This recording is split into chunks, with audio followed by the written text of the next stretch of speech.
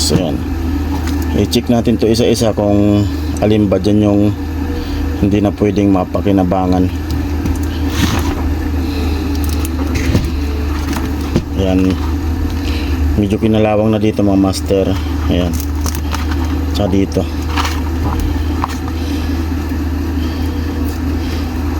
So babaklasin natin to isa-isa, tapos check natin yung battery kung alin dito yung goods pa, kasi gusto ng may-ari ay mapakinabangan pa yung ibang battery na okay pa.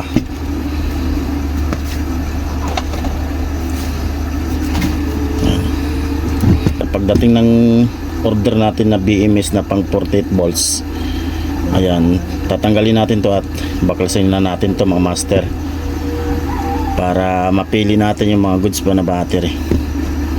Ayan, sigurado ako dito konti na yung matitira dito, sana marami pa, pero papalitan naman yung ibang may damage dyan, hindi na nagcha-charge or sira na battery, papalitan ng bagong battery. So yun yung gusto ng may-ari, dahil wala naman silang budget para palitan yan lahat, kaya yun ang talaga ang desisyon nila.